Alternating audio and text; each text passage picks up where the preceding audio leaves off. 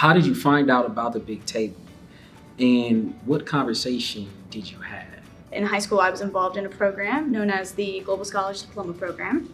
And so with this 3-year program, students are able to learn and gain global competency and learn about different global issues. And then their 3rd year, they take action. So basically you're doing like a passion project about an issue that, or a sustainable development goal rather, that you are very passionate about. I didn't know about the big table until we got there off the school bus because it was basically a field trip for the year 3 students, and it was in October, so it was kind of figuring out what issues we were passionate about and basically how the heck do we tackle them into a year-long project.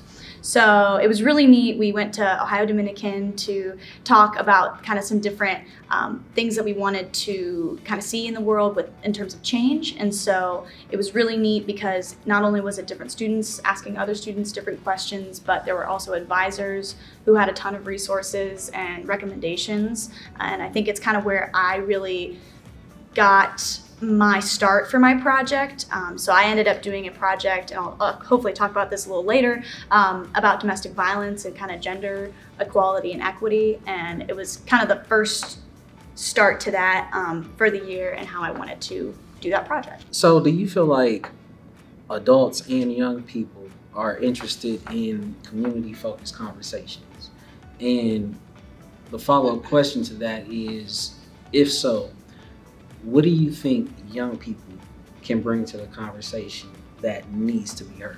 Something that students can especially bring to the table, I think we're often kind of stereotyped as, oh, we're always on our phone, kind of always doing, the Instagram or Snapchat. But I think also that, what comes with that is just a sense of innovation and creativity that I don't think a lot of people see. How can we continue to have conversations with young people? How do we invite them to the spaces versus making them feel like maybe I could be a part of it, maybe I can't? Like, how do we invite young people to the conversation? Just trying to value everyone's opinion and that everyone, kind of has a space at the table. I think that's the biggest thing that, like, I know in my future work, I want to kind of promote. What's the first action step to continue conversation? To continue the conversation, you got to have a conversation, right? I think it's just kind of like engaging. I know I've said that a lot, but I think it's important, to just engage young people, whether that is through, again, kind of the social media savvy, like that we were talking about, the innovation. With the big table, it was really great because it was like, so many people were able to open up when we were sitting there about, and give recommendations. I said, hey, I want to kind of do something on like gender equality, specifically like domestic violence.